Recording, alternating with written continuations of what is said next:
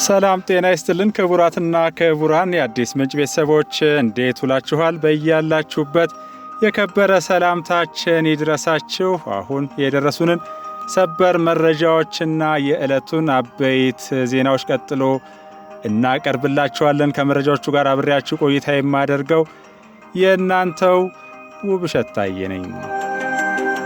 በቅድሚያም የደንቢ ዶሎ ዩኒቨርሲቲ በትላንትናው ዕለት በዩኒቨርሲቲው የማህበራዊ ትስስር ገጽ ይፋ ባደረገው የማሳሰቢያ ማስታወቂያ ኢቢኤስ ቴሌቪዥን በ14/7/2017 አዲስ ምዕራፍ በሚል የዕለተ እሁድ መርሃ ግብሩ ላይ ብርቱካን ተመስገን ከበደ የተባለች ጥቃት እንደተፈጸመባት በገለጸች የፕሮግራሙ እንግዳ የደንቢ ዶሎ ዩኒቨርሲቲን ስም ኃላፊነት በጎደለው መልኩ ለማጠልሸት በመሰራቱ የቴሌቪዥን ጣቢያው በጉዳዩ ላይ ማስተባበያ ካልሰጠ ጉዳዩን ወደ ፍርድ ቤት እንደሚወስደው ገልጾ የነበረ ሲሆን በዛሬው ዕለት ከደቂቃዎች በፊት ድርጊቱ የዩኒቨርሲቲውን ሰላማዊ የመማር ማስተማር ሂደቶችን ለማደፍረስ የታለመ አፍራሽ ፕሮፓጋንዳ ነው በሚል ይፋዊ መግለጫ ለመገናኛ ብዙሃን ሰጥቷል።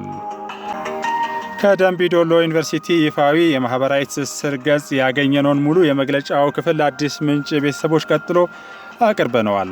በደንቢ ዶሎ ዩኒቨርሲቲ የብሔር ብሔረሰብ ተወላጅ ተማሪዎች እንዲሁም ከጎረቤት ሀገራት ከደቡብ ሱዳን የመጡ ተማሪዎች በመተሳሰብና በመከባበር መንፈስ ትምህርታቸውን እየተከታተሉ ባለበት ሁኔታ ኢቢኤስ ለግጭት የሚጋብዝ ፕሮግራም ከአንድ ሚዲያ ተቋም በማይጠበቅ መልኩ በማዘጋጀት በዩኒቨርሲቲው እንዲሁም በሀገሪቱ ዩኒቨርሲቲዎች ውስጥ የብሔር ብሔረሰብ ግጭት እንዲነሳ አፍራሽ ፕሮግራም ማዘጋጀቱ ኃላፊነት የጎደለው ብቻ ሳይሆን የብዙሃኑን የኦሮሞ ሕዝብና የመላውን የኢትዮጵያ ሕዝብ ስም ለማጉደፍና ጥላቻን ለማስፋፋት የተቀነባበረ መሆኑ ግልጽ ነው ብሏል። የደንቢ ዶሎ ዩኒቨርሲቲ በመግለጫው ኢቢኤስ እንደማንኛውም የሚዲያ ተቋም በእውነትና በመረጃ የተደገፈ ፕሮግራም ማቅረብ ሲገባው የሚዲያን ሕግ በሚጥስ መልኩ ደንቢ ዶሎ ዩኒቨርሲቲን መነሻ አድርጎ በሀገርና በከፍተኛ የትምህርት ተቋማት ላይ ሁከት ለማነሳሳት የተዘጋጀ ፕሮግራም መሆኑን ያሳያል ይላል መግለጫው። ስለሆነም ደንቢ ዶሎ ዩኒቨርሲቲ በትላንትናው ዕለትና በዛሬው ዕለት ባካሄደው የማጣራት ስራ የዩኒቨርሲቲው ተማሪ ነኝ ያለችው ብርቱካን ተመስገን በዩኒቨርሲቲው የመረጃ ቋት ላይ በየትኛውም የትምህርት ክፍል ያልተመዘገበችና ዩኒቨርሲቲው ተማሪም እንዳልሆነች ተረጋግጧል። በተጨማሪም የተባለው ትምህርት ክፍል በወቅቱ ያልነበረና በዩኒቨርሲቲው ግቢ ውስጥ ምንም አይነት የተማሪ እገታ ያላጋጠመ እንዲሁም በግቢው ውስጥ ለአንድም ቀን የተኩስ ድምፅ ተሰምቶ የማይታወቅ ሆኖ ሳለ ኢቢኤስ ያቀረበው ፕሮግራም ቢያንስ ከዩኒቨርሲቲው መረጃ ሳይወስድ እንዲህ አይነት ፕሮግራም ማቅረቡ የዩኒቨርሲቲውን ገጽታ ለማበላሸት የታለመ ስለሆነ የተላለፈው ፕሮግራም ዩኒቨርሲቲውን የማይወክል መሆኑን ይገልጻል በሚል የደንቢ ዶሎ ዩኒቨርሲቲ አመራር በዛሬው ዕለት ለመገናኛ ብዙሃን በሰጠው ይፋዊ መግለጫ አስታውቋል።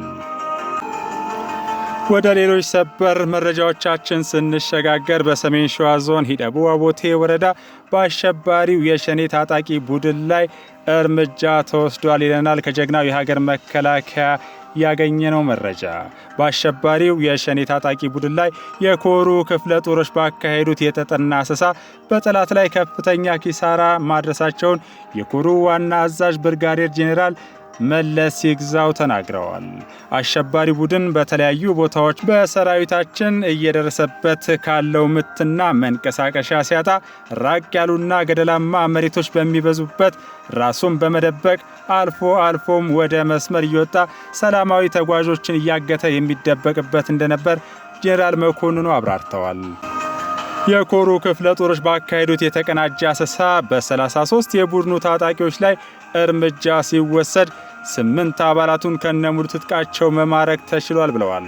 ሌሎች በቡድኑ ተስፋ የቆረጡ 8 አባላቶቹም ተደብቀው ከነበሩበት ጫካ ወጥተው ለጀግና የሀገር መከላከያ ሰራዊት እጃቸውን መስጠታቸውን ተገልጿል።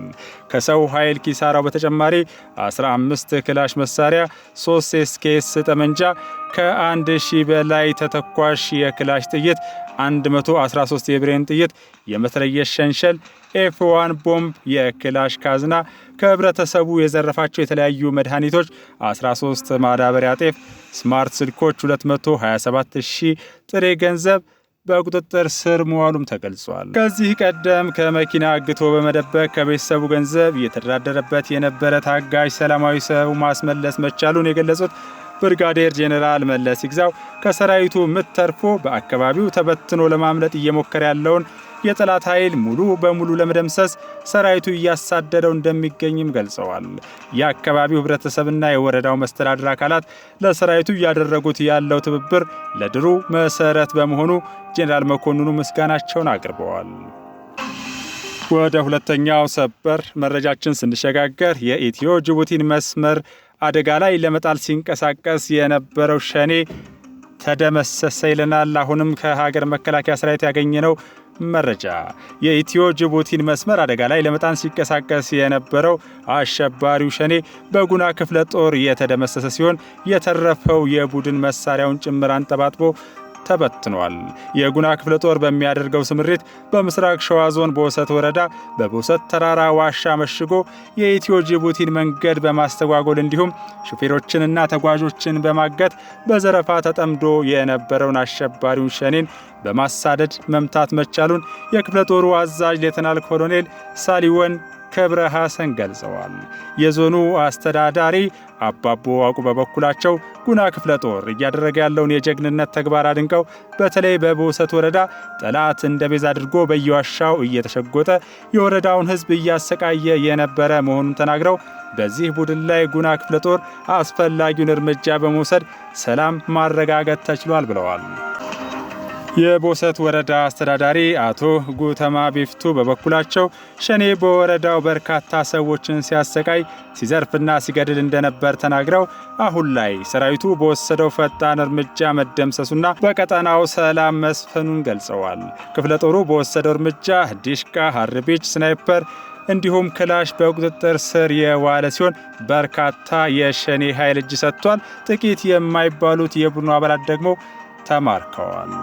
ክቡራትና ክቡራን ወደ ዕለቱ አበይት ዜና ስንሸጋገር የሶማሌና የአፋር ክልሎች ህዝብ የወንድማማችነት ግንኙነት ማጠናከሪያ መድረክ በመዲናችን አዲስ አበባ መካሄድ ጀምሯል። በመድረኩ የሰላም ሚኒስትር ዴኤታ የሆኑት ዶክተር ከይረዲን ተዘራ፣ የኢትዮጵያ እስልምና ጉዳዮች ጠቅላይ ምክር ቤት ፕሬዝዳንት ጽህፈት ቤት ኃላፊ ኡስታዝ አቡበከር አህመድ፣ ምሁራን፣ የሃይማኖት አባቶች፣ የሀገር ሽማግሌዎች እንዲሁም ልዩ ልዩ የህብረተሰብ ክፍሎች ታድመዋል። ትላንት በተካሄደው የቅድመ ምክክር መድረክ የሰላም ሚኒስትር መሐመድ ኢድሪስ ተገኝተው እንደተናገሩት የሶማሌና የአፋር ክልሎች ህዝብ የጋራ ታሪክ ያላቸው ለብዙ ዘመናትም በፍቅርና በአብሮነት የተሻገሩ ናቸው።